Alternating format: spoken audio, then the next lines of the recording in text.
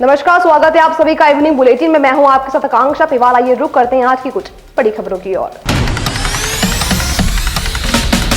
राजधानी भोपाल में आज स्वदेशी से स्वावलंबन की राज्य स्तरीय संगोष्ठी का आयोजन किया गया। मुख्यमंत्री डॉक्टर यादव ने कहा कि आज का समय स्वदेशी के विस्तार का है। जैसे बारिश में बोया बीज खुद तेजी से बढ़ता है, वैसे ही देश में स्वदेशी की ताकत बढ़ रही है। मुख्यमंत्री ने बताया कि जन अभियान परिषद और स्वदेशी जागरण मंच के बीच अनुबंध के बाद यह अभियान और तेजी के साथ आगे बढ़ेगा। साथ ही उन्होंने यह भी कहा है कि स्वदेशी उत्पादों के उपयोग में न सिर्फ छोटे उद्योग को बढ़ावा मिलेगा, बल्कि पर्यटन और जल जीवन मिशन जैसे क्षेत्रों में भी नई ऊर्जा आएगी।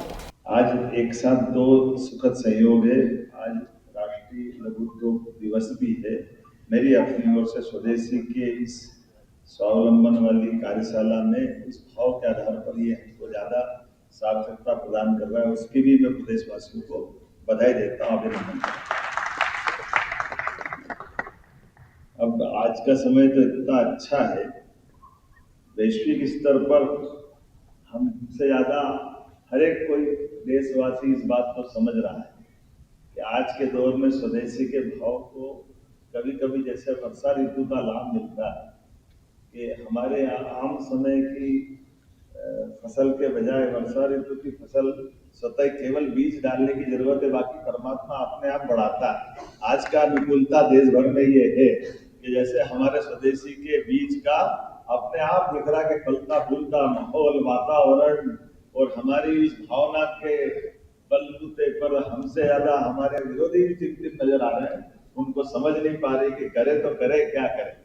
लेकिन ये बात भी सही, सारे उलझे सुलझे प्रश्नों का उत्तर केवल एक हमारे लिए है कि जो स्वदेशी की भावना है और परमात्मा की दया है। हमारा कल्चर शुरू से ही इस बात से ही चलता है। सनातन संस्कृति के आदिकाल के समय से हमारे गांव आत्मनिर्भर, गांव के अंदर मैं जब 1992 के समय विज्ञान परिषद के सील प्रोजेक्ट में गया था, एक महीने जब हम अपने ट्राइबल के बेल्ट में, सच में मैं पहली बार उसमें आश्चर्य से डूबा कि उन्होंने कहा हम केवल नमक लेने नीचे जाते हैं। मेरे थोड़ा, हम अपन मालवा के लोग थे, हमने कहा नमक लेने जाते हैं, बोले हाँ कुछ भी नीचे से नहीं ला, बल्कि गांव के गांव भी उनका ऐसा कहना कि ये जो गांव हमारे जहाँ हम रहते हैं उस गांव के आसपास में जंगल, थोड़ी जमीन बना करके 10-15 साल उसमें रहते हैं, बाद में गांव का गांव शिफ्ट हो जाता दूसरे और वो आनंद से रहते। तो हमने कहा ये कैसे? बोले हम कपड़े भी बना लेते, कपड़े भी सब बुन लेते थे, बाकी फसल सब्जी बाकी अपनी सारी दुनियादारी केवल नमक के लिए नीचे जाते थे। तो ये वाकई हमारा कल्चर कितना अलग प्रकार का कैसा था। और गांव के गांव अंदर हमारे सभी प्रकार के लघु उद्यमियों के भरोसे से जिसकी आवश्यकता जो है वो सब गांव में मिलता है। प्रदेश के कैबिनेट मंत्री कैलाश विजयवर्गीय ने सोशल मीडिया पर कांग्रेस नेता राहुल गांधी और आरजेडी नेता तेजस्वी यादव पर हमला बोला है। विजयवर्गीय ने कहा है कि बिहार की भूमि जो गौतम बुद्ध और महावीर जी की जन्मभूमि है, वहां प्रधानमंत्री और उनकी माता जी को अपशब्द कहना निंदनीय है। उन्होंने एक सवाल उठाया है कि क्या देश की जनता ऐसे नेताओं को कभी माफ करेगी। बिहार में दो लड़के राहुल जी और तेजस्वी जी एक झूठ का पुलिंदा लेकर बिहार में यात्रा कर रहे हैं। उनका राजनीतिक हथकंडा है। देश की जनता उनको भी पहचानती है और मोदी जी को भी पहचानती है। प्रश्न ये नहीं है कि वो घूम रहे हैं, अच्छा है वो घूमे, पर जिस तरीके से प्रधानमंत्री जी की माता जी के खिलाफ बोला गया, उन्होंने खंडन तक नहीं किया। ये उनके संस्कार है और इसलिए बिहार की जनता से और देश की जनता से निवेदन करना चाहता हूँ कि बिहार गौतम बुद्ध की भूमि है, महावीर स्वामी की भूमि। नालंदा विश्वविद्यालय जैसे बड़े विश्वविद्यालय थे जहाँ से विश्व को ज्ञान देने का काम बिहार की भूमि से होता था। उस भूमि के अंदर यदि इस प्रकार हमारी सांस्कृतिक विरासत की धज्जियां कोई राजनीतिक दल के नेता उड़ाएं तो क्या उन्हें माफ किया जा सकता है? प्रश्न ये है। और इसलिए राहुल जी और तेजस्वी जी न बिहार की जनता माफ करेगी न देश की जनता माफ करेगी। इंदौर के एरोड्रम थाना क्षेत्र से सीआईएसएफ के आरक्षक की बाइक चोरी हो गई है। इस मामले में डीसीपी कृष्णलाल चंदानी ने बताया कि सीआईएसएफ के आरक्षक विक्रम सिंह ने थाने पहुंचकर शिकायत दर्ज करवाई थी। एयरपोर्ट के बाहर स्थित पार्किंग से उनकी बाइक कोई अज्ञात चोर चुरा कर ले गया। पुलिस ने घटनास्थल के आसपास के सीसीटीवी फुटेज देखे, जिसके आधार पर आरोपी की पहचान करते हुए सुशील पिता महेश बघेल को कुछ ही घंटों में गिरफ्तार कर लिया गया।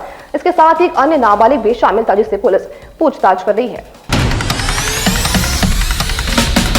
महापौर पुष्पमित्र भार्गव ने शनिवार को भोपाल में मुख्यमंत्री डॉक्टर मोहन यादव से मुलाकात की। इस दौरान शहर से जुड़े कई महत्वपूर्ण मुद्दों पर विस्तार से चर्चा हुई। मुख्य रूप से कान सरस्वती नदी की रिपोर्ट, अमृत 2 योजना तथा नर्मदा परियोजना के चौथे चरण पर विस्तृत चर्चा हुई। मुलाकात के दौरान महापौर ने मुख्यमंत्री को इंदौर आगमन पर सफाई मित्रों के साथ भोज में शामिल होने का आमंत्रण भी दिया।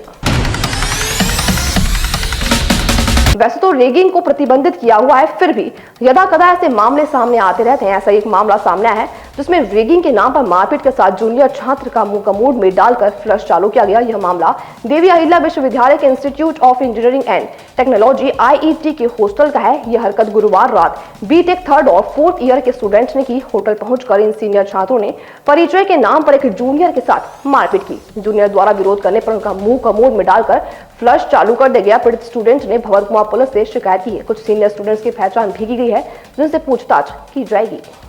देखिए, ये घटना रैगिंग की नहीं है, ये मारपीट की घटना है। क्योंकि कल जो घटना हुई शाम को, उसके बारे में थोड़ा मैं आपको बता देता हूँ। कल शाम को एक बच्चा 3rd ईयर का है, वो हॉस्टल गया था किसी काम से, और उसके बाद फिर उसके सीनियर से कुछ उसकी बात हुई, और फिर उनकी बात पढ़ते पढ़ते किसी बात पे कहा सुनी हो गई, और फिर उसमें उसकी पिटाई हुई, ऐसा उसका कहना है। और उसने जो शिकायत की है उसमें 4 बच्चे जो हैं वो फाइनल ईयर के, एक बच्चा 3rd ईयर का भी है।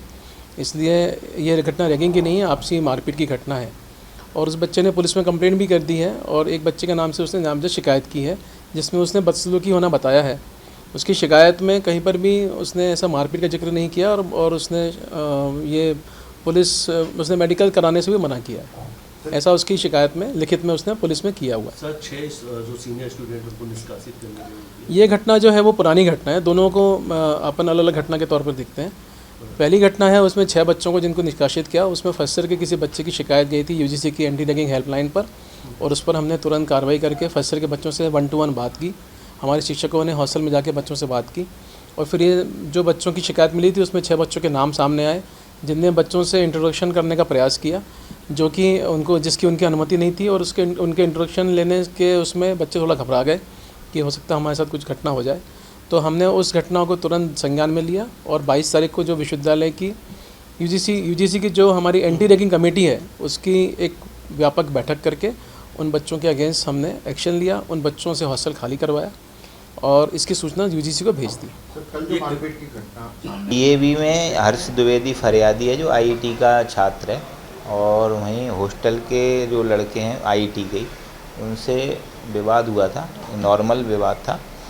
ये कैंटीन है, वहाँ चाय पीने गया था हर्ष द्विवेदी, तो वहाँ गुड मॉर्निंग, शाम के समय गुड मॉर्निंग बोलने की बात को लेकर उन्होंने बोला कि शाम का समय आप जानबूझकर गुड मॉर्निंग बोल रहे हैं। इस बात पर विवाद हुआ था, और विवाद की रिपोर्ट दी, उसकी जांच की जा रही है।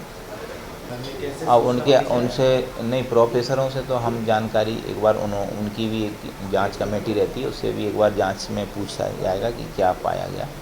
बाकी अभी जो विषय जितना भी जो आया है उनके द्वारा जो बताया गया उसमें रैगिंग संबंधी ऐसी कोई जानकारी नहीं। और फिलहाल के लिए इवनिंग बुलेटिन में इतना ही। ऐसी तमाम अपडेट्स पाने के लिए देखते रहिए राजीव टाइम्स।